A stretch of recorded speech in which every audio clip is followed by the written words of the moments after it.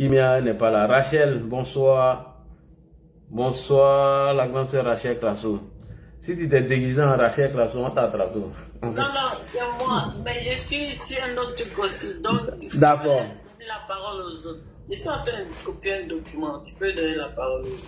Ok, commandant invisible, bonsoir. J'espère que tu vas bien. Voilà, c'est lui-même que j'ai cherché la dernière fois. D'accord. S'il est prêt, il va prendre la parole ou bien on va donner à nos petits qui sont au grain. Je lui donne mon temps de parole, commandant invisible. D'accord, commandant invisible, tu es prêt? Oui, allô? Oui, allô, est-ce que tu es prêt? Rachel te donne son temps de parole. Ok, c'est gentil. Ouais, tu n'as pas te déguisé aussi hein, pour sortir, hein? Tu n'as pas allumé le feu parti.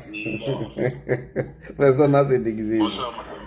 Bonsoir, madame. Bonsoir, Rachel Crasso. Bonsoir. Bonsoir. On t'a cherché ici la dernière fois, là. Oui, j'ai su après. Désolé de ne pas être présent. Maintenant, là, il faut être présent tous les jours. On doit tous les jours décortiquer. Maintenant, là, l'heure presse. On doit être C'est vrai. Personne ne va se déguiser ici. C'est vrai. Bon, je prépare mon café, j'arrive, hein. Voilà, bonsoir à tous les panélistes. Bonsoir. Bonsoir à tous ces Ivoiriens qui prennent le temps de nous écouter, qui œuvrent pour le triomphe de la vérité sur le mensonge, qui œuvrent encore pour le triomphe de la lumière sur l'obscurité. Merci infiniment à Ladi qui mène ce combat depuis un petit moment. Merci à Rachel Crasso et à toutes ces personnes anonymes qui sont présentes sur les panels pour défendre notre pays, pour défendre la Côte d'Ivoire. Alors, avant tout propos, on va commencer par revenir sur ce qui s'est passé avec M. Maître Blissi. Donc, à ce qu'on a entendu, Maître Blissi avait voulu quitter la Côte d'Ivoire, certainement pour un autre pays, mais en transitant par la Tunisie, où il évoque des motifs de santé pour son voyage. Et je rappelais quand même à ceux qui nous écoutent que Maître Blissi a dit que c'était la 6e fois ou 7e fois qu'il sortait du territoire pour aller se soigner, et que cette fois-ci il a été interpellé et à la suite il a été empêché de sortir, et à la suite de cet empêchement, le PDCI a pondu un communiqué. J'aimerais rappeler à ces gens du PDCI, à ces militants du PDCI version Daouko, version Yamoussoukro Bamatriaka, que il fut un moment ici où 49 de nos soldats qui allaient au Mali pour la 6e rotation ont été considérés comme des terroristes. 8. La 8e rotation, merci, ont été considérés comme des terroristes par la junte militaire. Le PDCI n'a fait aucun communiqué de solidarité. Le PDCI, au nom de la couleur orange, blanc, vert, n'a fait aucune motion de soutien au gouvernement ou encore aucun communiqué pour dénoncer cet état de fait. Nos soldats y allaient pour la 8e rotation. Ils ont été pris à l'aéroport de Bamako avec leurs armes, leurs équipements. Ils ont été brandis comme des trophées de guerre, traités justement de mercenaires. Ni le PDCI, ni le PPACI n'ont eu à redire. Au contraire, ils étaient contents, pour ne pas dire qu'ils riaient sous cap. Donc ça fait mal. Ça fait mal d'être empêché de sortir, ou encore ça fait mal de se voir attribuer un qualificatif qui n'est pas le nôtre ou qui n'est pas le sien. Oui, PDCI, la Côte d'Ivoire a connu ça il n'y a pas 10 ans, il n'y a pas 5 ans. Il n'y a pas 10 ans, il n'y a pas 5 ans, quand nos soldats avaient été arrêtés, injustement au Mali, parce que traités de mercenaires à leur 8e rotation. Donc vous dites que vous partiez en Tunisie pour la 6e fois pour vous soigner, peu importe le nombre de fois pour lesquelles vous partez. S'il y a des raisons de vous empêcher de sortir, on va le faire. J'invite donc M. Blessi et le PDCI, Pamatia Kaliam Sokoro, à aller reprendre le discours du président de la République le 6 août dernier. Il a abordé un discours long et lourd de sens. La prise de conscience collective des Ivoiriens, il a fait cas du symbole de Boaké de la stabilité, de la paix et du développement, de la transformation profonde de l'État, du développement concret et palpable, de l'acharnement au travail, du contexte régional qui a motivé sa candidature, la crise monétaire, sécuritaire et les menaces, du développement en garantissant notre souveraineté, et justement, la paille du retour du masque, la paille de l'augmentation des primes des fonctionnaires et des retraités. Il a parlé d'élections apaisées, s'il vous plaît, et surtout, en dernier point, il en a appelé à la responsabilité de tous les acteurs politiques. Il parlait ici des acteurs politiques comme M. Bissi, pour leur dire que vous ne pouvez pas allumer le feu, vous ne pouvez pas acheter des bidons d'essence, vous ne pouvez pas réunir des branches sèches, vous ne pouvez pas acheter des bûchettes d'allumettes, vous ne pouvez pas réunir les conditions d'un embrasement, d'un chaos, de la chienlit et courir en Tunisie, vous vous retrouvez demain sur les plateaux de RFI avec Hassan Diop ou encore TV5 ou Africa 24 pour salir ou dénigrer ou appeler au chaos en Côte d'Ivoire. Oui, le 6 août dans son discours, les chiffres, le boss, le brawitcher, le président de la République a appelé à la responsabilité de tous les acteurs politiques. Ça veut dire ce que ça veut dire, M. Blessi. Vous n'irez nulle part. Ce que vous avez préparé, on va le manger ensemble. On va souffler sur cette braise, on va descendre la marmite. Quand ça sera cuit, ces haricots-là, nous allons les manger ensemble. Vous n'irez nulle part, puisqu'il a appelé à la responsabilité de tous les acteurs politiques. Ceci dit, je vais m'atteler maintenant à la déclaration des députés du PDCI. Au-delà de la déclaration qu'ils ont fait récemment pour M. Blessi, leur parti, j'aimerais quand même m'atteler un petit peu sur la déclaration des députés du PDCI. Je crois que de façon chronologique, il est important de rappeler qu'au lendemain de la décision du Conseil constitutionnel, Laurent Gbagbo, le pyromane en chef, a convié chez lui les candidats recalés, pour ne pas dire les redoublants. Parmi ceux-là, il y avait un député. Et je crois que la déclaration des députés PDCI qui sont retirés de la session d'entrée, elle n'est pas anodine, elle mérite qu'on s'y attelle, qu'on s'y arrête un instant. Ces députés-là sont les députés de l'opposition. D'autant plus que le PDCI aujourd'hui se retrouve dans l'opposition et est en alliance, même s'il est à la remorque du PPACI. Et quand j'ai regardé un peu la cartographie dans le pays, de notre belle Côte d'Ivoire, j'ai réussi à localiser les villes ou les chefs-lieux de ces députés. C'est en cela que j'en appelle à la vigilance de nos autorités. Toutes les villes que je vais citer sont les villes d'où sont originaires ces députés. Il n'y a que les députés et certains cadres des régions qui sont capables d'armer les jeunes, de gonfler les jeunes à bloc, afin que le 25 août, ou avant ou après, ils sèment le désordre. Et comme nous l'avons dit tantôt, ils ne s'arrêteront pas au 25 octobre, pardon. Ils vont aller après le 25 octobre, pendant au moins 3 mois, pour harceler nos forces de l'ordre, justement pour aller jusqu'au bout, comme ils l'ont dit. Rappelez-vous que Gbagbo a prévenu que ce combat sera multiforme et permanent. Ça veut également dire ce que ça veut dire.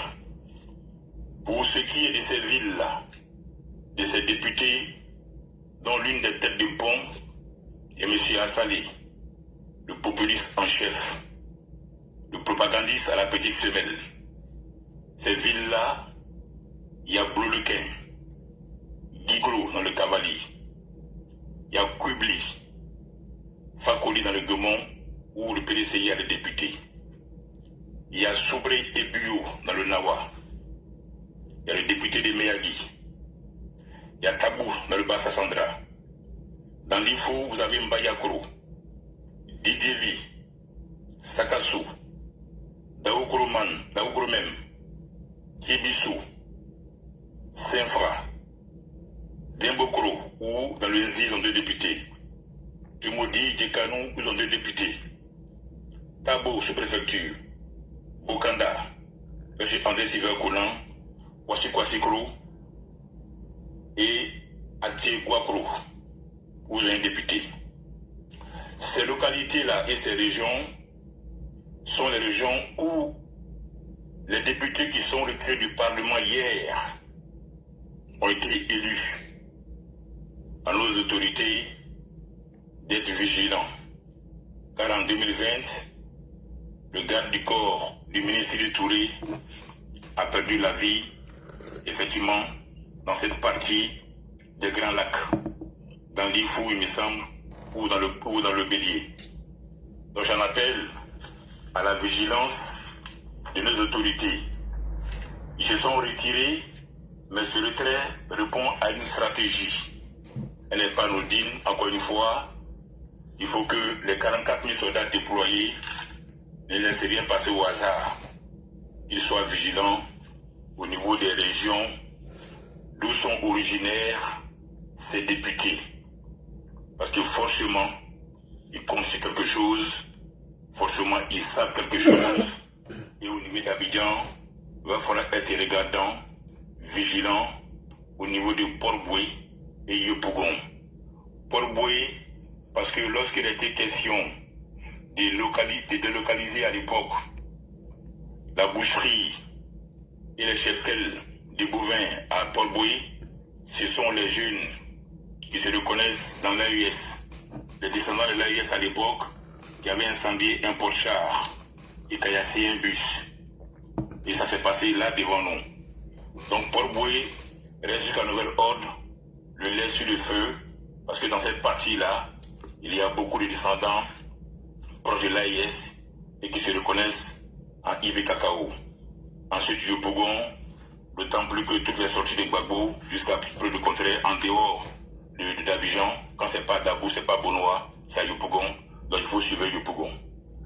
En deuxième point, j'en appelle quand même aux militants du PDCI, aux jeunes du PDCI, ceux aujourd'hui qui sont prêts à laisser leur vie dans les rues pour leur soutien à M. Tidjane Thiam, ceux qui sont prêts à croiser le fer avec nos autorités pour faire plaisir à Thiam.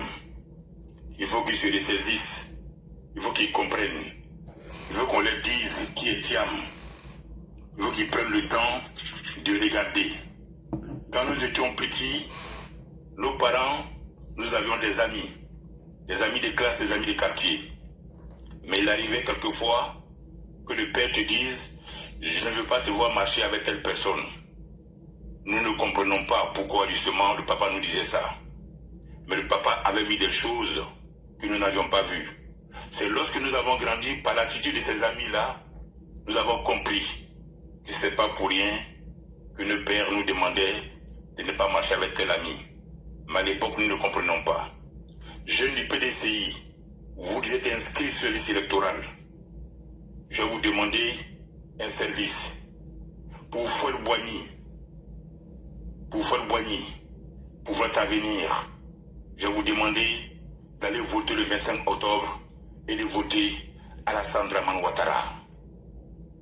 Si vos parents aujourd'hui ne vous ont pas dit la vérité, souffrez qu'on vous dise. Thiam que vous suivez, Thiam, il arrive en Côte d'Ivoire par intérêt. Thiam que vous suivez n'a aucun projet pour la Côte d'Ivoire. Thiam n'est pas assez solide, n'est pas assez fort, n'est pas assez costaud pour diriger la Côte d'Ivoire. Thiam que vous suivez n'est pas un héros. Thiam est arrivé en Côte d'Ivoire par intérêt. Thiam, c'est un exilé judiciaire. Il est arrivé en Côte d'Ivoire par intérêt. Thiam, c'est un héritier à scandale. Il n'est pas arrivé parce qu'il aime la Côte d'Ivoire. Thiam nous a dit ici qu'il a fait la dévaluation en 1994. Ce n'est pas possible.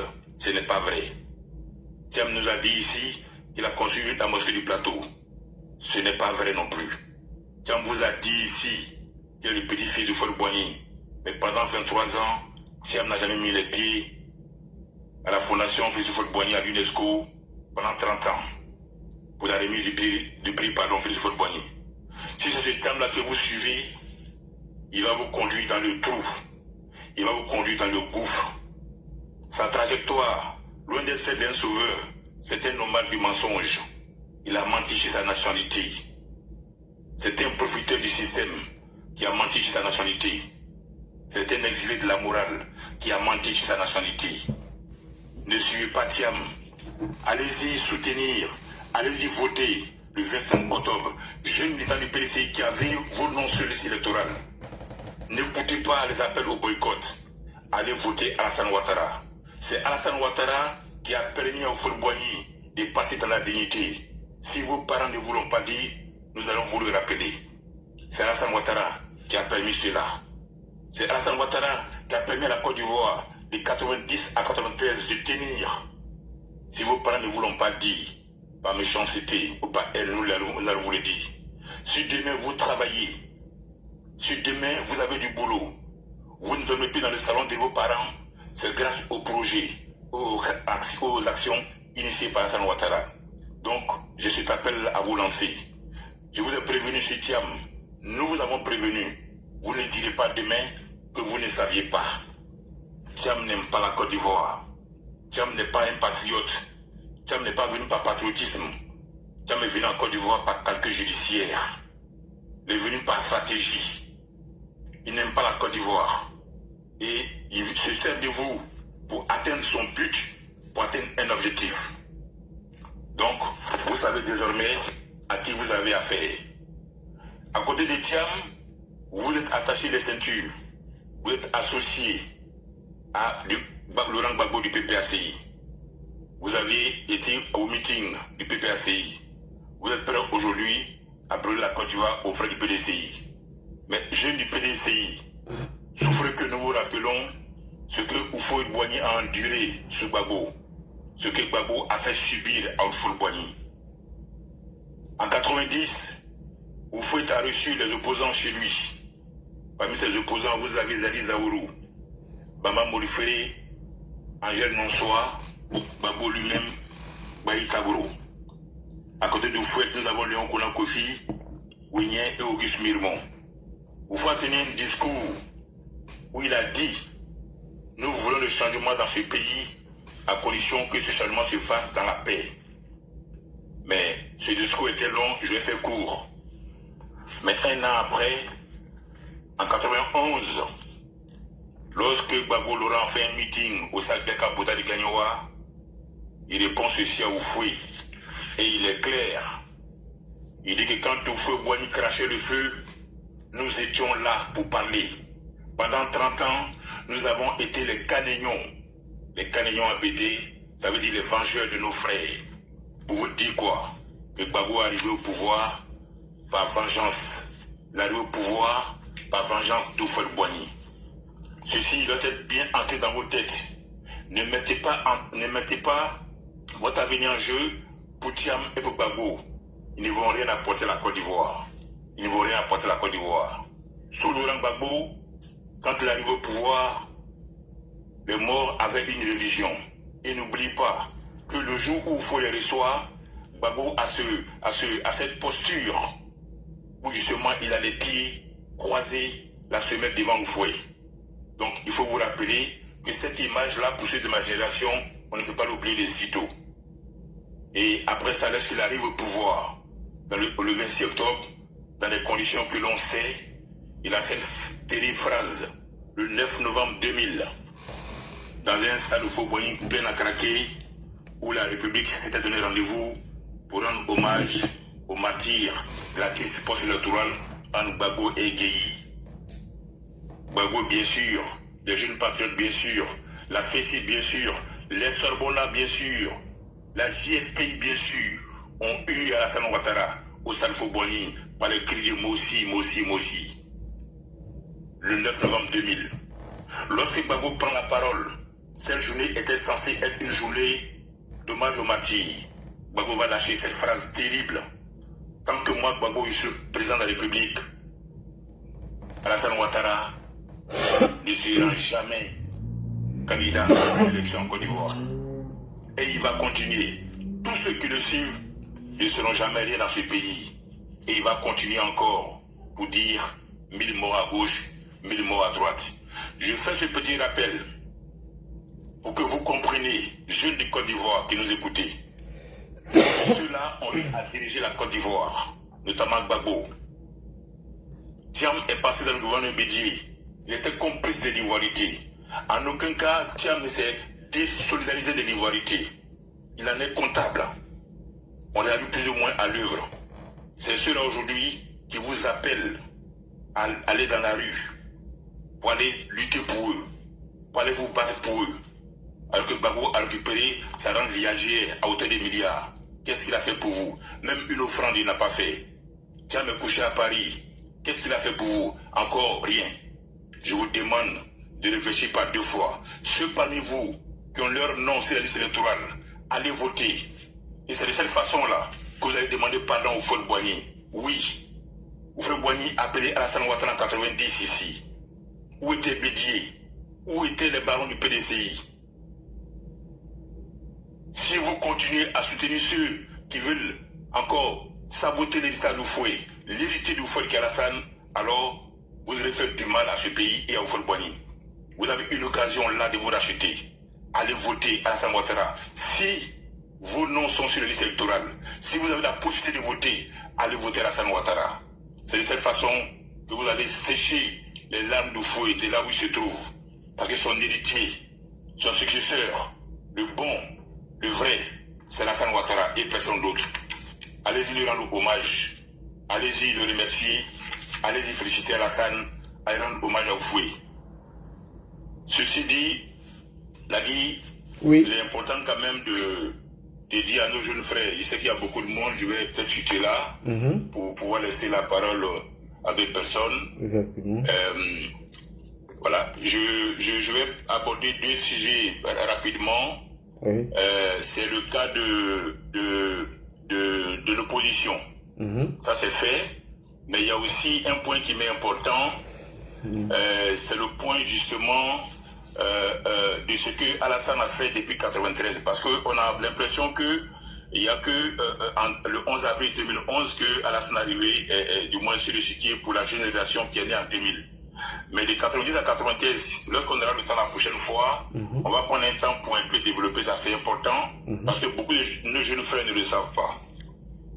Maintenant, par rapport aux élections à venir, on a vu ici des mots d'ordre par-ci par-là, et on a vu encore un appel justement à ce qu'on appelle le maintien d'une marche.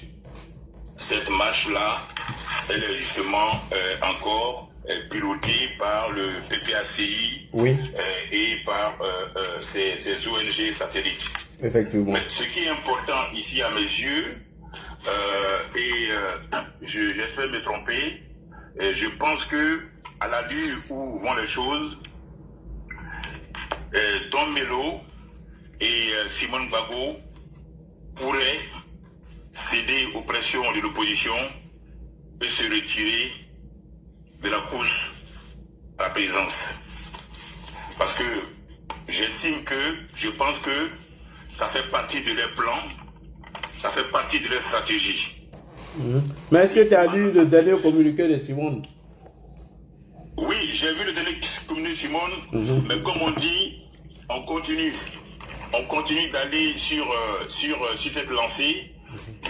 J'espère me tromper, mais plus on va approcher de la date fatidique, alors toutes les équations sont possibles. Toutes les équations sont possibles, parce que pour moi, qui est lu et qui est relu... J'ai une motion. Oui. Oui, si je peux me permettre, moi je pense que, je peux me tromper, mais moi je pense que Simone et Don Melo, c'est le cheval de Troie. Hein? Oui, j'en venais. Oui. Je pense que c'est le cheval de Troie. Parce que, simplement, Don Melo, il n'a pas de problème avec Gbagbo, il n'a pas de problème avec Simone. Oui. Donc, c'est le seul qui fait le lien entre les deux groupes. Parce que de l'autre côté, tu as Nadi qui veut vraiment pas voir l'autre. Mais Simon n'a pas de problème avec Gbagbo. Hein. Mais Gbagbo, quand il s'exprime, il ne fait pas allusion à elle pour ne pas vexer la première dame de PPAC. Donc pour moi, après encore, tu peux développer après, mais je me pose la question. Donc Melo, où est-ce qu'il a enlevé ses parrainages? Parce qu'il n'a pas de base électorale, il n'était pas en Côte d'Ivoire.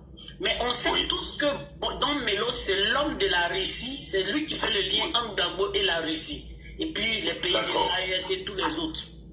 Et donc, je crois, je peux me tromper, tu vas peut-être développer, tu vas mieux structurer.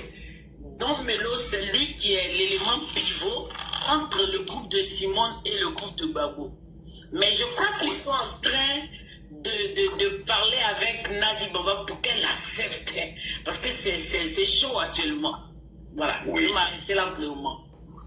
D'accord. Ok, je te remercie. J'allais en venir, mais merci d'avoir anticipé. Parce que quand je parle de, comme tu as ouvert la brèche, on va y aller. C'est que la posture de Simone, à plus d'un titre, elle m'interpelle. Elle m'interpelle, et c'est en cela que je te rejoins pour dire qu'il y a de fortes chances que lorsque l'échéance va approcher, c'est probable. Parce que à partir du moment où Simone s'est battue pour garder le nom Gbagbo, parce que c'est un indicatif pour moi. Si elle avait voulu rompre avec Gbagbo, avec la politique de Gbagbo, avec l'histoire du FPI, il aurait été bien essayant que Simone revienne à son nom originel qui est EIV. Mais dès l'instant où elle s'est battue pour conserver le nom Gbagbo, à partir de là, je me suis dit que la messe est dite, Simone n'a pas renoncé à Gbagbo. Elle n'a pas renoncé à Gbagbo aujourd'hui, elle n'a pas renoncé à Gbagbo demain. Elle reconnaît sa participation dans la politique de Gbagbo, les actes posés par Gbagbo, elle en est comptable, raison pour laquelle elle n'a pas voulu se départir de ce nom qui est Gbagbo, qui pourtant est lourd de sens. Si elle avait opéré une rupture, on aurait dit qu'elle va partir vers la Renaissance. Mais elle s'est inscrite dans la continuité. Elle ne peut pas aspirer à gouverner la Côte d'Ivoire, à rassembler la Côte d'Ivoire, en restant sous l'appellation de Madame Gbagbo, quand bien on dira ex-première dame. Parce que le 9 janvier 2025, j'ai revu et écouté l'interview de Simone Gbagbo face au journaliste camerounais Jules Domtier. J'invite les panélistes à aller écouter cette interview de Simone Gbagbo devant Jules Domtier. En aucun cas, elle ne condamne la politique de Gbagbo. Et on lui pose la question, parmi tant d'autres, quelle était la grosse erreur de Laurent Gbagbo? Elle dit, il a été poussé par la communauté internationale afin d'aller aux élections.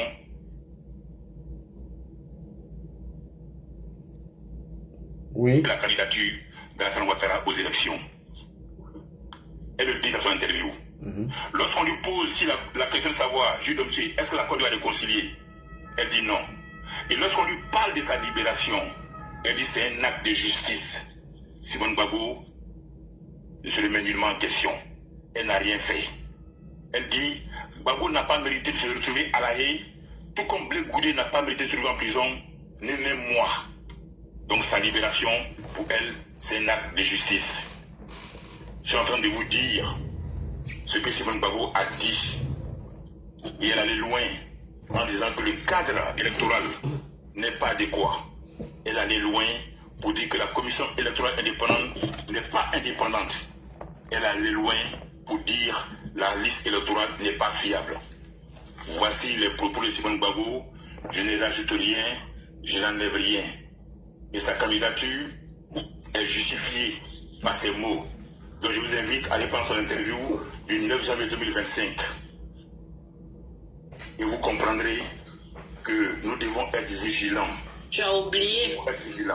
Tu as oublié, commando, qu'elle a dit qu'elle était contre le camp. Elle demandait au président Ouattara de se retirer, de ne pas se présenter. Mais je l'ai là. C'est comme c'est long, je l'ai. Je l'ai, c'est pour ça pour aller parler. Mais sinon, effectivement, comme tu dis, elle a dit également ça. Elle a dit, elle a même manifesté, témoigné son attachement à l'AIS. Et qu'est-ce qu'elle dit encore? Elle dit, j'ai pardonné Alassane Ouattara sous les ordres du Seigneur lui-même. J'ai pardonné aux rebelles. Autrement dit, en aucun cas, Simone ne condamne les propos par rapport aux femmes qui ont été atteintes dans leur intimité à l'école de police et qu'elle a encouragé devant Madame Durand sur TV5. En aucun cas, Simone ne regrette d'avoir été la marraine des escalons de la mort. Elle dit, et même quand on lui pose la question, quand au résultat de 2010, elle maintient encore aujourd'hui en 2025, en dépit de tous les rapports, la CEDEAO, l'Union africaine, le facilitateur, les préfets, les sous-préfets, le centre interarmé intégré, en dépit de tous ces rapports-là qui donnent Gbagbo perdant en 2010, Simone Gbagbo maintient mordicus que c'est Gbagbo qui a gagné les élections en 2010. Donc allez comprendre ce que ça veut dire. Pour moi, nous sommes peut-être dans un marché des dupes, mais j'en appelle les uns les autres à la vigilance. Parce que quand Gbagbo dit que le serpent n'est pas mort, il est parfois multiforme. Donc nous sommes là face à un cas où effectivement on peut fermer les yeux, être braqué sur Yibé Kakao, ou encore le féticheur ex-leader de la FESI se trouve aujourd'hui au Burkina Faso. Mais le cheval de Troie, il est parmi nous. Et le symbole même du cheval de Troie, c'est M. Awa Domelo, dont je vais vous parler rapidement pour laisser les autres s'exprimer. Vous savez, pour la Russie aujourd'hui, la Côte d'Ivoire est le dernier pays visé. La Côte d'Ivoire est le pays à abattre. Oui. Notre développement, nos progrès, aujourd'hui, gênent la Russie depuis la guerre en Ukraine, où effectivement, nous avons soutenu la Russie, et l'Ukraine, autant pour moi, jusqu'au jour où les Russes ont décidé de frapper la France là où ça fait mal, c'est-à-dire dans son précaré, ses anciennes colonies. C'est pour cette raison qu'en pleine guerre de l'Ukraine, qui continue encore aujourd'hui, les Russes ont posé bagage dans un premier temps en Centrafrique, après au Mali, au Burkina et au Niger. Pour Moscou, la Côte d'Ivoire est une cible de choix. Parce que la Côte d'Ivoire n'est pas un État fragile. C'est parce que nous avons reçu un miracle discret en Afrique. Donc quasiment, comme diraient les chiffres, à 6% de croissance. Je demande aux autres de souffrir, ceux qui estiment que nous aimons les chiffres. Oui, notre président c'est un banquier, nous aimons les chiffres. Et pour Moscou aujourd'hui, ils ne viendront pas avec les chars, ni des colonnes de combattants. Ils vont mettre en place des vagues de désinformation qui est liée bien sûr à la Russie, dans le but de déstabiliser notre pays. Et Domelo progressivement apparaît comme le cheval de Troie de ces personnes-là. Vous allez voir que pour la Russie, à travers l'AES, le communicant de Sérodium, à travers le PPACI et les panélistes, les analystes qui sont sur NCI 360 et après les panélistes, parce que la stratégie part de là. La Russie qui est le laboratoire originel. Motion, commando, motion. Oui. Je veux rappeler à Lagui. Lagui, tu te rappelles les documents que je t'avais transmis par rapport à la désinformation de la Russie en Afrique, les pays qui ont été ciblés. Tu as bien vu les pays qui étaient en priorité en Afrique francophone. Il y avait la Côte d'Ivoire, d'abord. Après, peut-être le Sénégal, mais loin derrière la Côte d'Ivoire. Donc, après, il faut transmettre à autre chose. Les documents, c'était sur mon WhatsApp, mais je ne l'ai plus. Je ne l'ai pas mis directement dans mon ordinateur.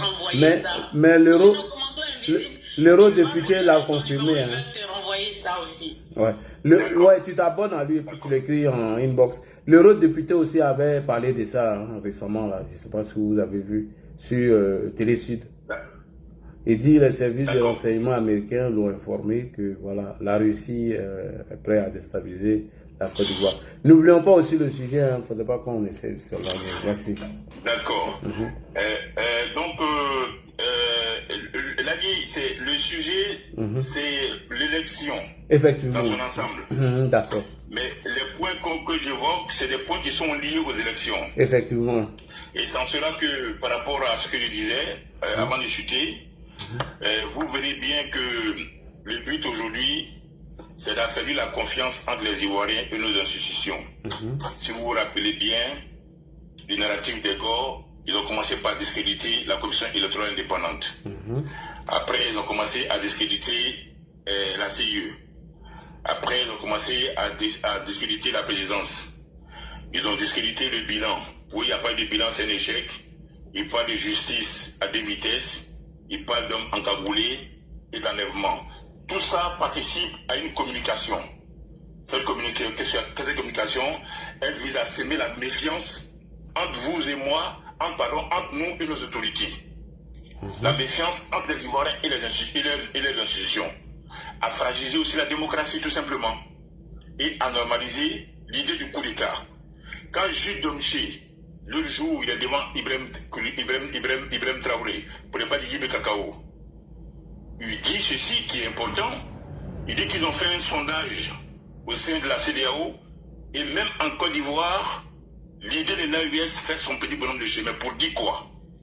Pour dire qu'il veut nous faire croire que même en Côte d'Ivoire, les Ivoiriens attendent l'AES à bras ouverts. Donc la propagande qu'ils font, c'est justement pour semer une méfiance entre nous et nos autorités, fragiliser la démocratie et normaliser l'idée d'un changement de régime par la force. Tout simplement. Ce n'est rien d'autre que ça. Même quand aujourd'hui ils disent que nous sommes un pays de Wibi, c'est pas gratuit, c'est calculé, c'est préparé. Parce que même en Russie, il y en a des Wibi. Au Mali, il y en a. Au Burkina, il y en a. Au Niger, il y en a. Mais pourquoi c'est sur la Côte d'Ivoire, ils tapent du jour au lendemain, matin, midi, soir? Parce que ça fait partie de leur stratégie, amener les populations à rompre le pacte de confiance entre nous et nos autorités. Pour finir, si la Côte d'Ivoire est déstabilisée, ce qu'on ne souhaite pas, l'AES aura l'avantage de venir exploiter, bien sûr, notre port comme ils veulent. Ça, c'est clair et net. Le Mali va négocier son contrat pour le transport du lithium qui transite par le port d'Abidjan quand ils vont mettre en place un gouvernement faible. Si la Côte d'Ivoire est déstabilisée, ils vont affaiblir une démocratie prospère. Ils vont perturber l'Afrique de l'Ouest, notamment la sous-région, au niveau de la sécurité. Si Abidjan résiste, tel que c'est le cas, à travers les élections de 2025, on va poursuivre franchement notre belle trajectoire vers le développement amorcé par les LES, les États généraux agents du Fonds monétaire international. On va aller encore plus vite, on va aller plus haut. Donc notre bataille aujourd'hui, c'est de nous rendre massivement voter, acclamer Alassane Ouattara, de sorte que ce pays-là n'arrête pas sa marche vers le développement, vers la terre promise. Donc là, je vais chuter là en attirant votre attention sur le jeu de Don Melo. Je n'ai pas eu le temps de développer le cas de Don Melo, mais j'avais beaucoup à dire parce qu'il est le président, le vice-président de l'Alliance des BRICS. Et il profite de sa fonction pour faire la promotion de la Russie. Au même titre que Kémy Séba, au même titre que Nathalie Yam, au même titre que Béhanzin. Ce sont ces panafricanistes, ces influenceurs qui jouent un rôle clé dans ce que j'appelle la propagande, la propagation du discours pro-russe et anti-occidentaux sur les médias. C'est Nathalie Yam, c'est Kémy Séba, c'est Béhanzin, c'est même Don Melo. Ils propagent le discours au sein de l'AES. Et aujourd'hui, la Côte d'Ivoire est le pays qu'ils visent. Ils veulent notre pays. Ça, il ne faudra jamais qu'on l'oublie. Et lorsque nous disions que nous étions contre le conseil des Sidiki Diabaté, il faut comprendre, pour finir ici, que la stratégie des Russes, elle commence par la création de ce qu'ils appellent organisations de la société civile. Ce sont des organisations de la société civile pro-russe. Kémy Séba avait son urgence panafricaine. M. Diao était partenaire alternatif Russe-Afrique. Ils mettent en place ce qu'ils appellent organisation de la société civile. Mais derrière cette organisation, il y a un plan. Ils écrivent des livres au nom de la Russie, à la gloire de la Russie qu'ils publient. Ils font des conférences. Ils décernent des prix portant le nom des dignitaires russes. Quand vous allez sur les sites, vous verrez que quand il y a eu Miss Centrafrique, justement, c'était la femme de Poutine qui avait été choisie comme la marraine. Et c'est Miss Russie qui s'est rendue ce jour en Centrafrique pour la Miss Russie. Et encore, tenez-vous bien, ils organisent des concerts. Raison pour laquelle, quand nous avions dit ici que le conseil de Séki Diabaté n'est pas le bienvenu, nous savons de quoi nous parlons, parce que dans la stratégie des Russes, les concerts aussi font partie de la stratégie. Ils organisent des événements sportifs. Rappelez-vous qu'il n'y a pas longtemps au Burkina Faso, Yibé Kakao a invité les anciennes gloires africaines de football. Pour dire quoi? Pour dire que la création d'organisations de la société civile, les livres qui sont publiés, l'organisation des conférences, les concerts, tels que celui de Séki Diabaté, les événements sportifs font partie de la stratégie russe pour endormir, pour endoctriner les populations.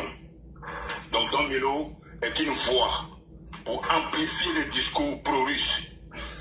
C'est lui qui a appelé par exemple à adopter une monnaie commune quand les gars de la CEDEAO, les gars de l'AES ont quitté la CEDEAO. Donc là, je vais tirer mon frère en main, je vais m'arrêter un petit peu là pour laisser les autres s'exprimer. Ok, je vais faire une petite motion rapidement pour corroborer un peu tes propos.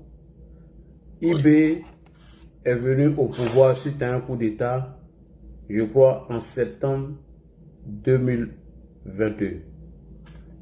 Oui. Alors que les enquêtes de Jeune Afrique et de France 24 nous démontrent qu'entre juin et juillet 2022, Guillaume Soro s'est rendu en Russie. Et lorsqu'il est parti en Russie, il a rencontré le service un ministre des Affaires étrangères de la Russie, où il a été présenté comme le représentant de l'AES entre juin et juillet 2022. Et en mi-juillet 2022, 49 soldats sont arrêtés où il est impliqué dedans. Oui. Septembre 2022, un renversement de Damiba qui a aidé la Côte d'Ivoire suite à des informations qu'il a livrées, où Aboulaye Fofana a été arrêté. Alors que les sororistes n'étaient plus pour Damiba, raison pour laquelle est-ce que la Russie ne s'est pas appuyée sur les Soros et autres pour renverser Damiba, puisque une communication de Franklin Nyamsé nous le montre quelques jours, quelques semaines avant le renversement de Damiba, où il a justifié après dans une vidéo que Damiba ne faisait plus leur affaire, il était devenu soumis au néocolonialisme, etc. Donc quand on regarde le parcours de 2022 puis l'arrivée d'Ibrahim Traoré avec l'aide de la Russie, on comprend déjà ce qui a été préparé en amont. Ça, c'était pour corroborer un peu ses propos suite à l'implication de la Russie dans ce coup d'État d'Ibrahim Traoré. Merci beaucoup. Tu as vu que les dates sont proches là. Tout a été fait en 2022. Oui, j'ai vu, oui. Voilà, donc il faut se méfier. Ok. Donc, je vais tirer le frein à main là. Donc, effectivement, pour dire que l'implication de Soro Guillaume dans la montée des tensions entre les pays voisins autrefois et aujourd'hui pays de l'AES aujourd'hui est indiscutable. C'est indiscutable. Après le Mali, aujourd'hui le Burkina, il est clair que Soro est à la manœuvre. Soro est à la manœuvre. Une parenthèse avant de m'arrêter, si vous voulez bien. Le 13 mars 2016, nous avons été victimes d'une attaque à Bassam. Et cette attaque a fait 19 personnes qui ont perdu la vie. Elle a été revendiquée par, je crois, Al-Qaïda au Maghreb islamique. Et les terroristes ont présenté cette attaque-là comme une représaille contre les opérations anti-djihadistes françaises des Serval au Mali et des Barkhane au Sahel. Mais aussi, ils ont présenté ça comme une façon de se venger de la Côte d'Ivoire qu'ils avaient accusé d'avoir livré des membres d'AQMI aux autorités maliennes. Nous sommes en 2016. Mais figurez-vous que ce sont ces mêmes Maliens-là pour lesquels nos soldats ont perdu la vie, parce qu'il y a eu 3 soldats tombés ivoiriens ce jour-là, sans compter des civils à Bassam, qui ont pris en otage 49 de nos soldats sous la poussée de ce rhodium. On dit encore une fois que ce rhodium est l'élément central qui fait le lien, parce que je parle de postulat qu'il est plus rusé qu'Assimi Goïta, il est plus rusé que Brahma Kakao. C'est lui qui fait le lien entre la Russie et les pays de l'AIS pour déstabiliser la Côte d'Ivoire. Voilà. Merci beaucoup. Je vais m'arrêter là et laisser la parole aux autres en vous remerciant. Ok, merci. On va aller de là-haut jusqu'à bas. Il y a Khaled, il y a Abou qui prend la parole premier. Merci beaucoup. Khaled, tu es prêt ou bien tu n'es pas prêt? Khaled, c'est un travail, la peur des Konéo. Si tu es connaissant, il va te laisser Non, passer. vas-y, après toi, je vais prendre la Je parole. t'ai dit quoi? J'ai dit la peur des Konéo. Merci beaucoup, Laji. Merci pour le développement que tu viens de faire ce soir, notamment quant à la restriction des voyages liés aux autorités politiques ivoiriennes. Et je pense que ces restrictions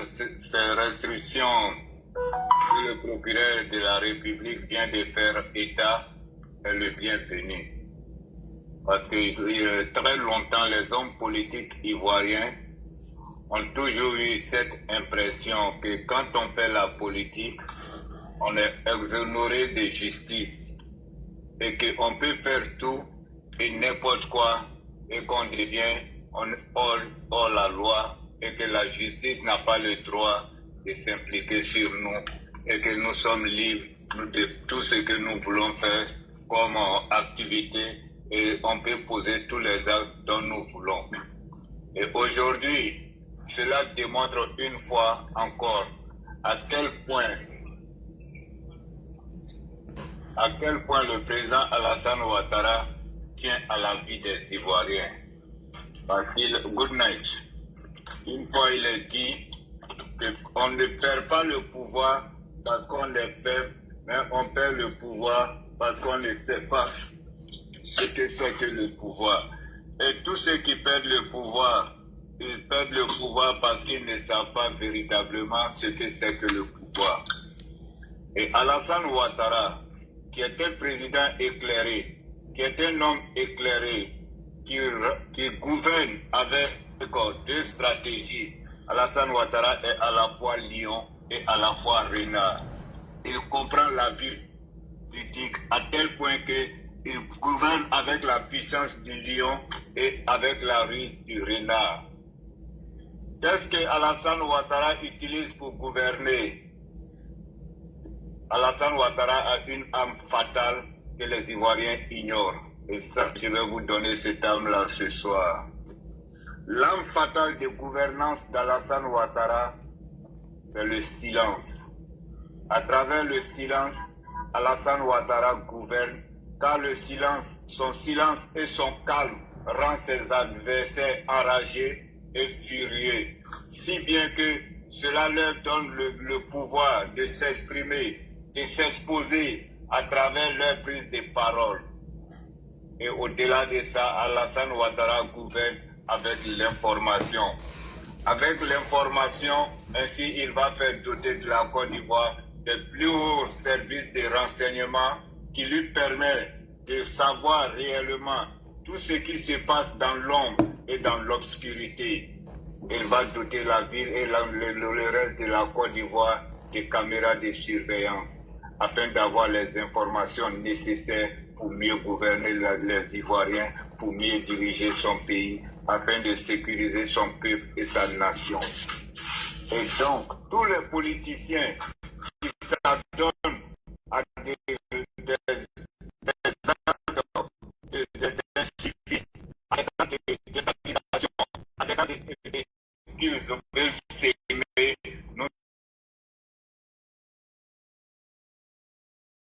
et empêcher de son voyage à l'extérieur. Comment un député, vous qui critiquez chaque jour que Dieu fait le système sanitaire de la Côte d'Ivoire, dont Alassane Ouattara se donne la force et les moyens nécessaires pour équiper les hôpitaux ivoiriens, des moyens de technologie, des scanners de dernière génération, afin que tous les Ivoiriens puissent se soigner agréablement en Côte d'Ivoire. Le député du PDCI vient de nous démontrer qu'ils sont dans des mensonges et que leur objectif principal n'est pas la vie, ils ne se préoccupent pas de la vie des Ivoiriens, mais ils veulent accéder au pouvoir pour leur propre intérêt. Ils peuvent bel et bien se soigner en Côte d'Ivoire pour donner un exemple palpable aux Ivoiriens que si nous venons au pouvoir, nous avons décidé de nous soigner en Côte d'Ivoire et moi je donne l'exemple. Mais en réalité, son objectif, ce n'était pas pour aller s'occuper de faire des soins, mais c'était pour échapper à ce qu'eux-mêmes, ils ont manigancé, la volonté manifeste de déstabiliser le pays. Les mots d'ordre des marches qu'ils ont donnés et les conséquences, ils ne voulaient pas que les conséquences de ces marches-là se passent en sa présence. Et c'est pourquoi il avait décidé de fuir le pays. Et heureusement, nous avons des forces de police bien équipées, bien instruites, bien informées, qui exercent leur devoir avec loyauté et qui ont mis les instructions du procureur de la République en exercice, en exercice. Et donc, je voudrais dire merci à ces officiers qui ont empêché Maître Plessis d'effectuer ce voyage. Aucun leader politique ne devra sortir de la Côte d'Ivoire parce que le chaos qu'ils veulent semer en Côte d'Ivoire, ça va se faire sur leurs pieds, ça va se faire devant eux et en même temps eux et leurs familles. Parce que les plus démunis en Côte d'Ivoire ne peuvent pas être seulement que des victimes. Les pauvres en Côte d'Ivoire ne peuvent pas être que des victimes.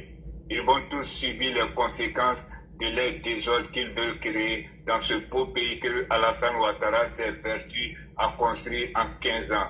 Cette stabilité qu'il a donnée aux Ivoiriens, ce développement qu'il a mis en exil, ces constructions de routes, de ponts, d'hôpitaux, d'écoles qu'il a fait connaître les Ivoiriens, on ne peut pas détruire ce pays et chercher à fuir pour aller se réfugier à l'extérieur. Il ne partait pas en Tunisie, il voulait fuir pour aller en France et aller retrouver les choses, comment il s'appelle, le porte-parole du PDCI là.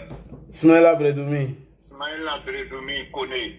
Il va aller trouver Smaïla Bredoumi là-bas. C'est un Traoré. Non, il est devenu connu. Ah, il est devenu connu. Tu as fait Traoré va descendre, hein? Et il va aller trouver Bredoumi là-bas. Ils vont passer sur les chaînes internationales, France 24, TV5 Monde, et bien d'autres RFI, et ils vont commencer à diaboliser la gouvernance, à diaboliser l'État de Côte d'Ivoire. Personne ne va sortir du pays. Et on doit encore renforcer la sécurité au niveau des zones de voyage et des transactions civiles, afin que tous ces malhonnêtes-là restent au pays jusqu'à la fin des élections. Donc là, je voudrais m'arrêter là pour dire que ces populistes n'ont plus leur place à diriger notre pays. Alassane Ouattara a élevé la Côte d'Ivoire à travers son calme, à travers son silence. Et il avait l'information. Aujourd'hui, Alassane Ouattara gouverne la Côte d'Ivoire mieux que quiconque. Il reste l'un des meilleurs présidents d'Afrique et le premier président d'Afrique de l'Ouest. Et donc, moi, je voudrais m'arrêter là pour saluer ce grand homme et sa femme en plus. Donc, merci de me donner la parole. Et Merci. pour dire que tous les politiciens vont rester en Côte d'Ivoire, on va faire ces élections ensemble. Merci beaucoup, Ladi. Merci, merci, Donc, merci. Gbagbo va plus aller en France. Ah non, non, non, non. Ma grand-sœur a préparé assez de Nassigi pour ça. Nassigi Brachaya. Allons-y, monsieur Traoré. Tous les Traoré sont interdits de sortir, y compris les Koné. Ok, Ladi. Et bonsoir à tous. Et bonsoir à la sœur Krasso. Et un remerciement à Commando Invisé pour ses analyses. Et dit que pour ma part, peut-être que en ce qui concerne Simone Gbagbo, j'ai pour ma part une autre analyse là-dessus. Pour moi, en tout cas, il y a une rupture. Mais cette rupture, pour ma part, quelle que soit la rupture qui va exister entre Simone et Laurent Gbagbo, je pense que la posture concernant le président Ouattara ne va jamais changer parce que la gauche ivoirienne, ils ont toujours eu comme programme de gouvernement le président Ouattara. Ils ont toujours eu cette haine pour le président de la République. Donc je me dis, quelle que soit la rupture entre eux, je ne crois pas que la posture de Simone Gbagbo change et qu'elle attaque le président Laurent Gbagbo. Sinon, pour ma part, je me dis que la rupture est déjà consommée. Et en ce qui concerne Maître Plessis, moi je pense que ce monsieur, en fait, il a voulu riser en disant qu'il est malade et que c'est la 8e fois qu'il devait se déplacer et 8e et dernière fois parce qu'il devait faire des analyses complémentaires. Pour moi, je m'inscris en faux. En réalité, c'est des gens qui ont mis des choses en place et il a voulu sortir comme Bridoumi et rester à l'extérieur, en même temps exciter les jeunes à faire du désordre. Et je l'ai toujours dit, et dit le gouvernement qu'on a, c'est un gouvernement qui travaille comme les travailleurs de la NASA. Pendant que les autres sont en train de réfléchir sur l'évolution de 2 ans et ils sont déjà plus de 20 ans en avance. Et ça, c'est la gouvernance du président Ouattara qui est très rapide et qui prend toutes les dispositions parce que il est bien de rappeler ici à tout fin utile que le président a bien dit que le CNT, la désobéissance civile de 2020, l'avait supprimé. Voilà, à partir de cela, il a pris toutes les dispositions et il ne cesse de répéter que les élections vont bien se passer. Et pour ceux qui suivent le déroulement des choses en Côte d'Ivoire, peuvent se rendre compte en réalité aujourd'hui, les leaders de l'opposition ont fait des déclarations et c'est ces déclarations actuellement qui les amènent à dire certaines choses. Sinon actuellement, ils ne peuvent rien créer. Sinon normalement, la marche du 4, s'ils avaient cette capacité-là, ils n'allaient jamais accepter de reporter la marche. Mais comme Laurent Gbagbo a dit à ses militants, est-ce que les gens là savent qui est Laurent Gbagbo? Il a fait croire que lui c'est un guerrier.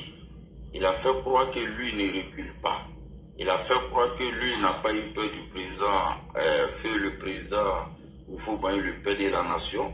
Donc il ne va pas avoir peur du président de la République.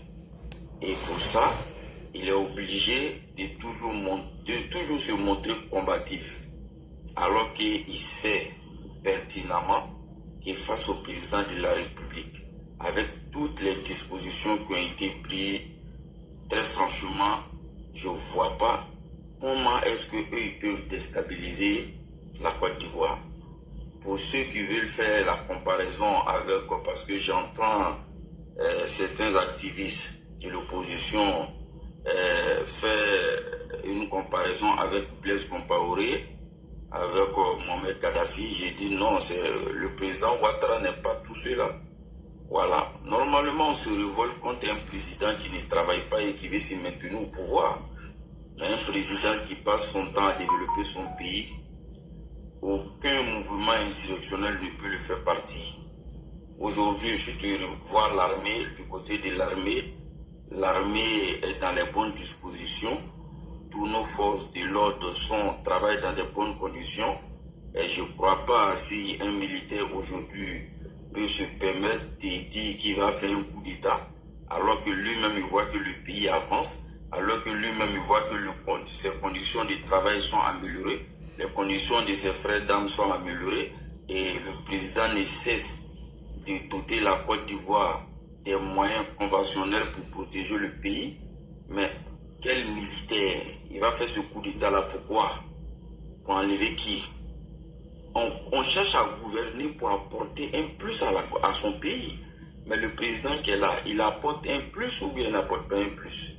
Si. Tout le monde sait qu'il apporte un plus. Donc je ne crois pas.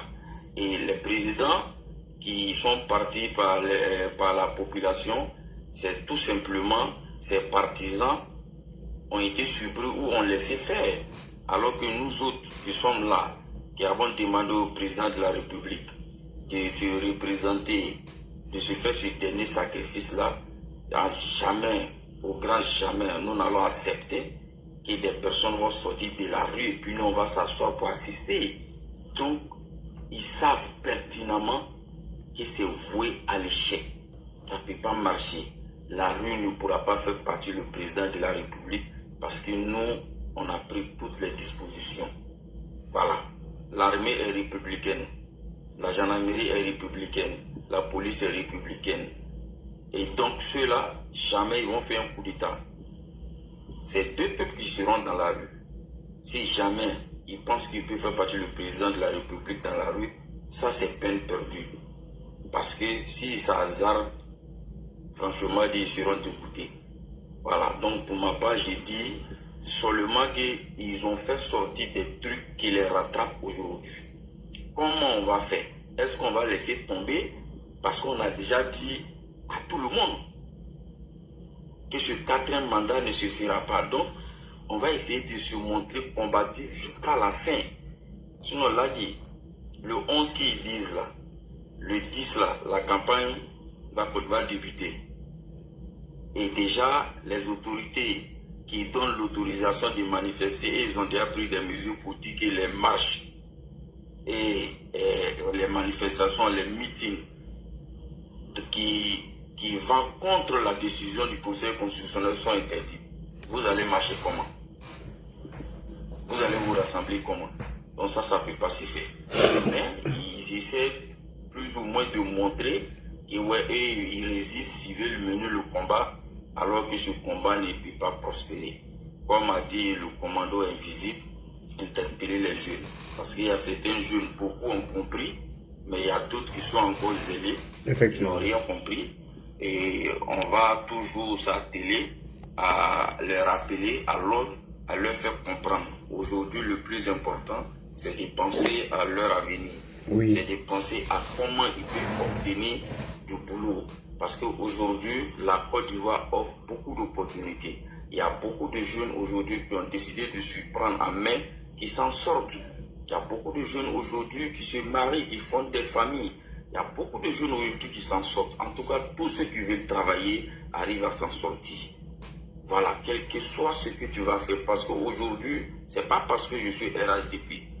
Dieu merci, je suis contemporain, jeune adolescent.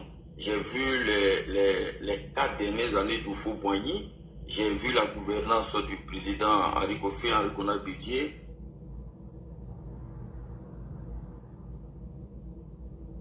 Jusqu'à aujourd'hui. Donc, j'ai cette possibilité d'expliquer aux jeunes. Aujourd'hui, là, ils ont cette chance-là. Ils doivent saisir cette chance-là. Ils doivent tout faire. il ne doit plus suivre des gens qui avaient la gouvernance de ce pays, qui n'ont rien fait. Remarquez, le meeting qu'ils organisent, qu'est-ce qu'on voit, c'est que ils donnent à leurs militants. Hein, parce qu'ils savent que si ces jeunes-là sont yeux clairs, il y a des choses qu'ils vont pas oser faire. Donc ils sont obligés de leur donner Gbele, et quand ils boivent ces Gbele-là, ils ne se contrôlent plus. Donc dis aux jeunes, aujourd'hui là, le monde évolue. Le monde évolue. Aujourd'hui, nous partons vers l'intelligence artificielle. Ça veut dire que le monde, elle prend une autre tournure. Si tu restes à la traîne, je t'assure que tu vas regretter. Aujourd'hui, le monde est là se moderniser. Chers jeunes, battez-vous pour votre famille. Battez-vous pour votre bien-être. Mais ne vous battez pas pour des gens qui ne vont rien vous apporter. Vous-même, vous avez vu Brindoumi qui a parlé ici. Quand ça a chauffé, il n'a pas pensé à vous. Actuellement, il est en France.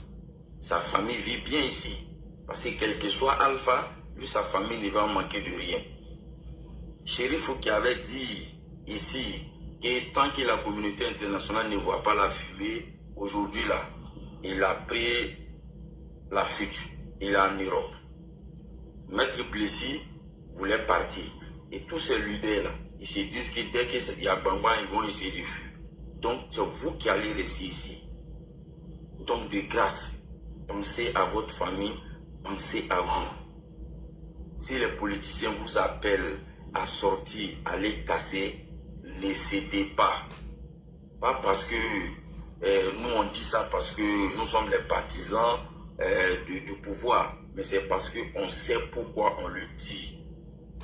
Ça ne pourra pas prospérer. Parce que tout le monde sait, nous, militants du RHDP, il n'y a pas plus intrépide que nous. Très franchement dit, pour ceux qui savent ce que c'est que le RDR peuvent en témoigner, nous n'allons jamais accepter que le président de la République, pour qui nos frères ont trouvé la mort, pour qui nos parents ont trouvé la mort, va être humilié. Ça ne pourra jamais se faire. Donc c'est une manière de vous dire, aimez votre pays qui est aimé aujourd'hui par tous. Tous les Ivoiriens aujourd'hui sont fiers de la Côte d'Ivoire. Vous devez être fiers de la Côte d'Ivoire. Vous devez être jaloux de la Côte d'Ivoire et vous ne devez jamais permettre que quelqu'un vienne détruire ce pays. Donc là, c'est ce que je voulais dire, c'est ce message que je voulais dire et laisser la parole à d'autres. Souhaitez bonne nuit à tous et que Dieu veille sur la Côte d'Ivoire, que Dieu protège le président de la République. Merci bien. Ok. Alors, élément d'ado, tu es là? Élément. Est-ce qu'il est là? Prado Alassane, tu es là? Prado Alassane. Non, je suis là. Je suis là. Bonsoir. Bonsoir, bonsoir à tout le monde. Bonsoir à toutes ces personnes que nous écoutent. Il faut tapoter. On a plus de 900 personnes et qu'on ne tapote pas, c'est pas du tout bon. Il faut tapoter. Merci à toi, Ladji, pour tout ce boulot. Voilà, parce que c'est pas du tout facile. C'est pas évident avec tout le travail que tu as fait pour venir faire un panel. Tiens, salut.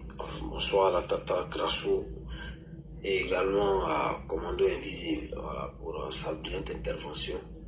Voilà, il a tout étalé. Voilà, il a presque tout dit. Alors, Ladji, il faut rappeler que le PDCI se radicalise de plus en plus dans sa nouvelle posture politique. Alors aujourd'hui, le vieux parti qui a rompu, voilà, avec les idéaux de paix, de vivre ensemble, qui était le combat, voilà, du président Félix Houphouët-Boigny.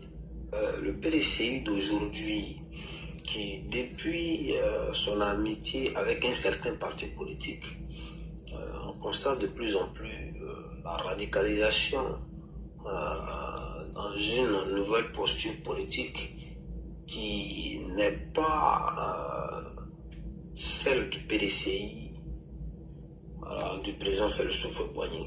Aujourd'hui, on voit que les gens ont décidé de tordre une fois de plus le cou à la loi, voilà, en lisant qu'un alinéa faisant croire que c'était l'article de la Constitution, l'article 21 de la Constitution qu'on avait lu.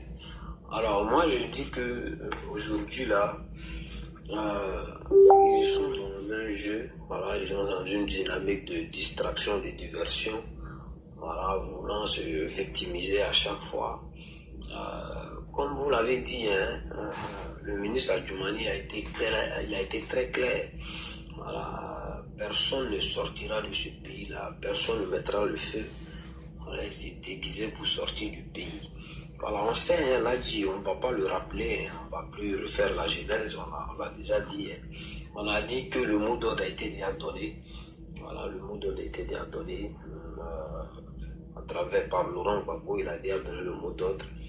Voilà, et après cela, il faut savoir que dans les réunions qu'ils tiennent, ils ont également, parce que quelqu'un nous l'avait dit sur un panel un jour, depuis l'année dernière, qu'ils tiennent certaines réunions. Voilà, donc les réunions qu'ils tiennent, ils se donnent également des mots d'ordre en sourdine. Voilà. Mais il faut rester vigilant. Il faut rester vigilant. Et moi, je suis très heureux de savoir que le président ivoirien et tout son gouvernement est pro-réactif, voilà, est proactif au lieu d'être réactif. Alors aujourd'hui, nous sommes sereins et nous sommes très heureux de savoir que le président Alassane Ouattara a pris les choses en main. Voilà, il a dit, hein, les élections seront apaisées. Voilà, déjà, avec l'investiture de la direction nationale de campagne, voilà, moi je pense que l'élection aura lieu. Voilà, je suis serein, je sais que l'élection aura lieu. Et ceux qui sont tapés dans l'ombre, qui ont envie de créer une insurrection, il faut savoir qu'il n'y aura pas de bavure. Il n'y aura pas de bavure. Tous ceux qui sont tapés dans l'ombre seront démasqués.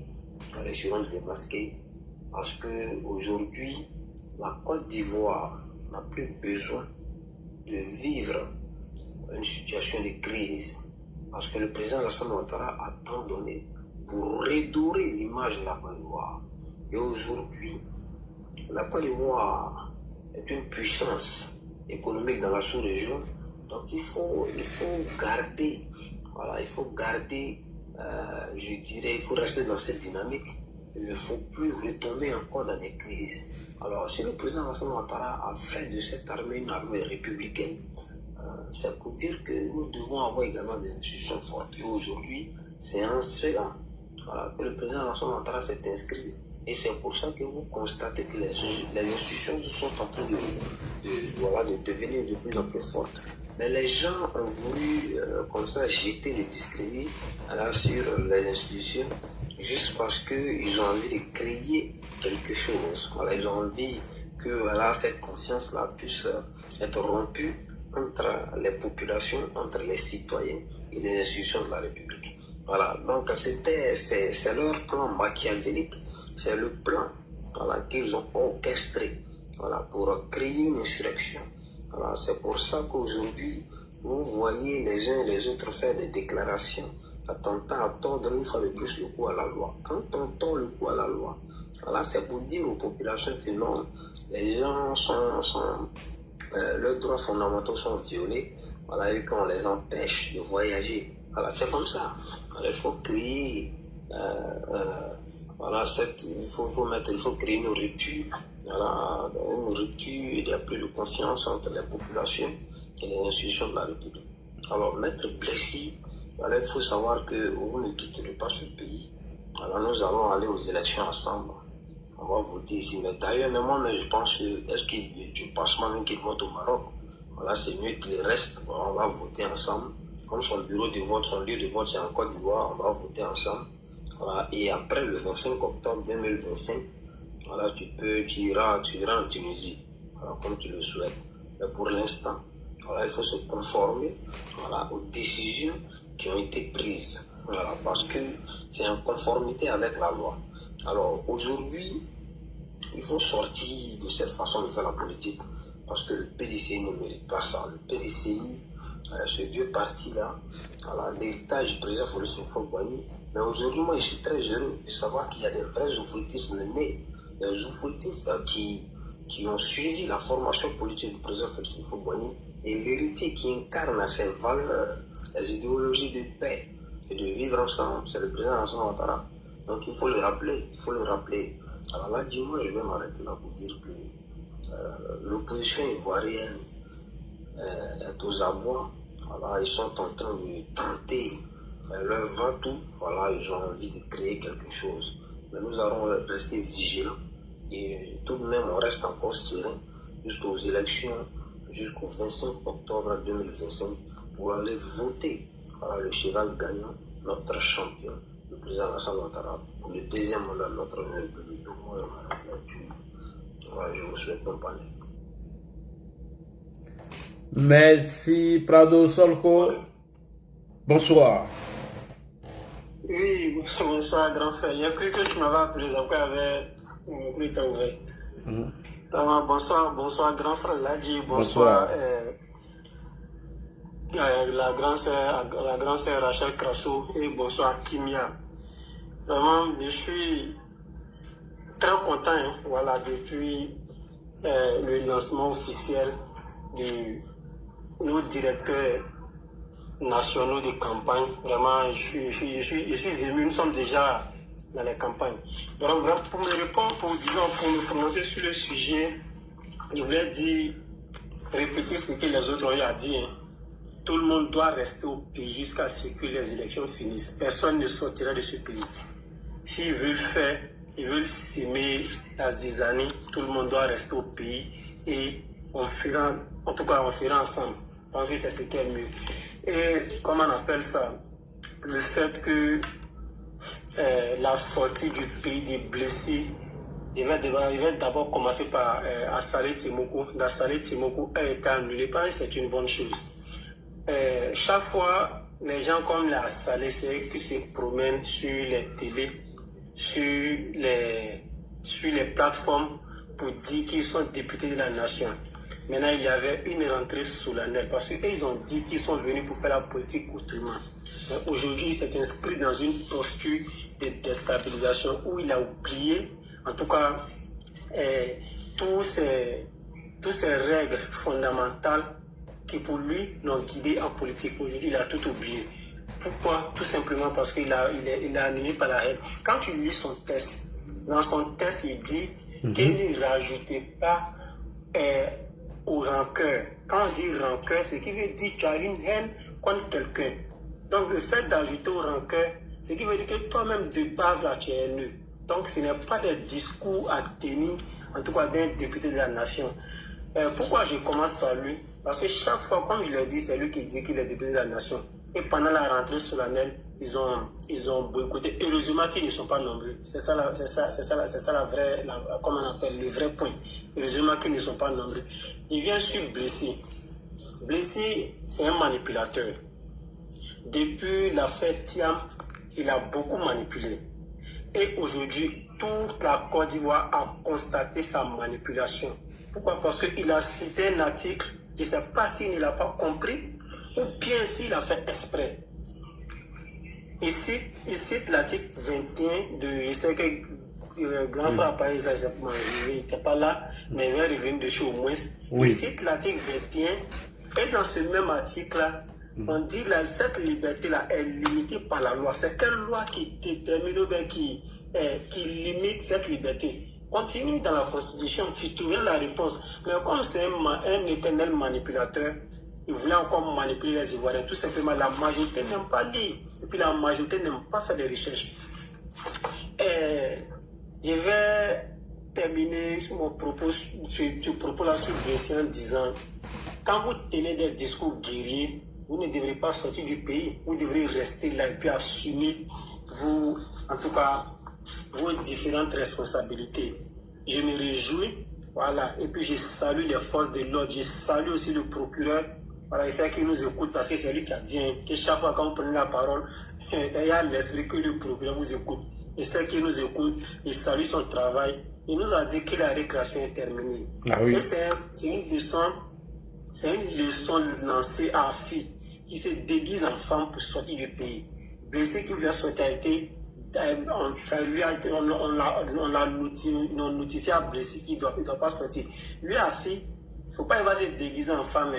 Il n'a qu'à chercher un médicament pour se transformer en souris. Il ne va pas sortir de ce pays-là. Parce que c'est lui, les gens veulent encore l'utiliser, parce que ce n'est pas un politicien. Ils vont vouloir l'utiliser encore pour être porte-parole de quelque chose qu'eux-mêmes vont créer dans leur subconscient ou bien ils vont vouloir créer. Voilà. Donc, c'est une leçon à fin décembre. Je reviens maintenant sur le PPAC. Qu'on ne se cache pas la face, le PPAC est dans une suite logique de leur plan machiavélique qui n'est rien d'autre que de repousser, en tout cas, la date des élections en faisant une insurrection. C'est simple. Voilà, ils sont dans cette logique-là. Ils sont dans cette logique et ça n'a pas changé. Mais la bonne information pour les Ivoiriens, c'est que où ils pensent aller, le président Ouattara est arrivé là-bas il y a très longtemps. Et puis il a dépassé. Et puis son moteur s'est refroidi il y a très longtemps. Donc, ce qui serait mieux, c'est de revenir dans la République. Je pose une question rhétorique et puis je passe peut-être, les gens pourront me répondre, ou un grand frère Ladji pourra me répondre. Les personnes qui ont été radiées du PPAC, est-ce qu'il y avait des motifs? Pourquoi on les a radiés? Moi, vraiment, je ne sais pas pourquoi ils ont été radiés, parce que ça n'a été accompagné d'aucun motif. On a lu le communiqué, on dit tel ne sont plus partis du parti et ils ne doivent pas prendre des décisions au nom du parti. Ça inquiète. Pourquoi? Parce que ces personnes, quel que soit ce qu'elles vont aller faire demain, le PPAC va se désengager catégoriquement pour dire on les a radiés. J'ai fait des analyses. La première analyse, c'est que soit ils vont à la mission, aller faire des choses à leur propre nom, et puis ils vont assumer les conséquences, ou bien le PPAC est un parti qui n'assume pas ses responsabilités. Il finit de t'utiliser, le PPAC finit, le PFP d'alors finit de t'utiliser et puis te jette. Voilà. Et c'est aussi une leçon à toutes les personnes qui veulent descendre dans les rues, pour ces personnes ingrates là, pour ces personnes qui ne pensent qu'à leur propre intérêt. C'est une leçon pour toutes ces personnes-là. Le PPAC n'est pas un parti d'avenir, c'est un parti vraiment égoïste, un parti, excusez-moi du terme, tribaliste, un parti haineux. Voilà, avec ces différentes nominations, disons, ces différents, comment on appelle, le fait d'irradier les gens là, tout le monde constate, comment on appelle, directement. Le président Ouattara, depuis son accession au pouvoir, il a juré, pour ne pas dire, il a prêté serment de protéger les Ivoiriens, de nous donner l'intégrité du territoire ivoirien et de protéger tout le peuple, tous les peuples qui vivent sur le territoire ivoirien. Et cette année, il nous dit que les élections vont bien se passer. Les élections vont se passer dans la tranquillité. Les élections seront des élections démocratiques, apaisées et sécurisées. Vraiment, il nous a rassurés. Apaisées, démocratiques et sécurisées. Donc, tout ce qu'ils sont en train de faire, qu'ils se disent que ça a déjà échoué. Parce que depuis l'un des piliers fondamentaux, l'un des piliers sur lesquels le président Ouattara s'est appuyé, je pense que c'est la sécurité. Et il a tellement misé sur la sécurité qu'aujourd'hui, on ne dit pas qu'il n'y a pas d'indice zéro en sécurité, mais la Côte d'Ivoire est aujourd'hui un pays qui inspire et rassure les investisseurs. Parce qu'on ne va pas investir dans un pays qui n'est pas en sécurité. On ne va pas investir dans un pays qui, après chaque 5 ans, il y a des turbulences. Il y a des turbulences politiques, il y a de l'instabilité. Depuis 2011 jusqu'à aujourd'hui, les investisseurs, quand on va commencer les campagnes, on va donner des chiffres. Le taux d'investissement, comment est-ce qu'il arrive, on va donner, et puis on va voir comment est-ce que la Côte d'Ivoire est une destination sûre aujourd'hui. Donc, le président Ouattara à la disposition des forces de l'ordre, de sorte à assurer la sécurité de ces élections-là. Et les forces de l'ordre, je peux vous rassurer, ces forces de l'ordre sont plus déterminées, sont plus motivées à assurer même ces élections-là que les politiciens. Parce que aujourd'hui, ne serait-ce même qu'un agent, un adjudant NV, grand frère, il a une maison, il ne paye pas maison. Il sait de quoi. Il a dit 1V, pas dit 2V. 1V aujourd'hui, il est plus à l'aise qu'avant. Il ne paye pas maison. Je ne dirai pas son nom, j'ai un petit avec qui je causais. Il dit, bien, c'est comme ils sont en stage, quoi. Quand quelqu'un finit son BTS là, il va faire stage dans une entreprise. Et puis bon, si les gens sont gentils, ils peuvent te donner des primes. Mais lui, eux, ils sont considérés comme ils sont considérés comme des gens qui sont en stage. Mais ils sont plus à l'aise. Ils ont des maisons payées. Le président Ouattara a fait l'annonce. Ils ont des maisons payées. Ils ont tout. Maintenant, ceux qui sont stables comme ça, vous allez venir créer quelque chose disons, dans un monde imaginaire, il est en coup d'état. C'est comme toutes ces personnes-là seront, pour certains, au chômage. Effectivement. Donc, ils ont plus intérêt à assurer, ils ont plus intérêt à assurer la sécurité des Ivoiriens et à ce que les élections puissent bien se passer. Vraiment, au passage, je les salue. Parce qu'ils font un travail remarquable depuis des années. Vraiment, on les salue et on salue le président de la République. Pour terminer, la marche du 4 qui a été repoussée au 11 n'est rien d'autre, comme je l'ai dit précédemment, qu'une suite logique. Petite analyse, les campagnes commencent le 10 et ils ont mis leur marche le 11. D'abord, c'est une provocation. Quand ils vont vouloir faire marche, ils vont dire non, des rassemblements sont autorisés. Pourtant, les campagnes électorales, c'est des moments qui nécessitent des rassemblements. Effectivement. Ils sont en train de donner leur justificatif. Oui. La partie qu'ils ont oubliée, c'est que après le Conseil national de sécurité, il y a une phrase qui a été mentionnée, peut-être ils n'ont pas prêté attention. On dit toute manifestation qui tentera à contester les décisions du Conseil constitutionnel sont interdites. Effectivement. Si tu te lèves aujourd'hui, si le PPAC se lève demain pour dire on marche selon les entendements contre le 4e mandat, ce qui veut dire ils mettent en cause ou en doute les décisions du Conseil constitutionnel. Parce que c'est le Conseil constitutionnel qui a affirmé que le président Ouattara est éligible. S'ils se lèvent demain pour dire que non, on veut marcher parce que nos leaders ne sont pas sur la liste électorale, c'est aussi marcher contre les décisions du Conseil constitutionnel. En un mot, il n'y aura pas de marche jusqu'à ce que les élections prennent fin. C'est aussi simple que ça. Mais comme ils sont dans une logique, ils vont vouloir défier les forces de l'ordre, que je salue ici le professionnel des forces de l'ordre. Ils vont vouloir les défier, mais eux, ils vont garder leur sang-froid. Maintenant, quand ils vont vouloir faire des bêtises, excusez-moi le thème, que les militants du RADB vont sortir, et c'est ce qu'ils recherchent. Vraiment, c'est ce qu'ils recherchent. Un affrontement dans les rues, là, ils vont dire non, tout est gâté, la Côte d'Ivoire est instable, la date des élections est repoussée, un gouvernement de transition. Voilà ce qu'ils ont nourri depuis de très longues années. Mais ça a échoué. Ils ont leur dernière cartouche qui sera annulée encore le 11. Je voulais revenir encore sur comme on appelle ce journaliste-là, André Sylvain Kouna. Est-ce que ce gars-là, ce n'est pas le temps d'aller l'interroger? J'ai dit ça et puis je me mute. Vraiment, merci grand frère de m'avoir donné la parole. Je vais m'arrêter là.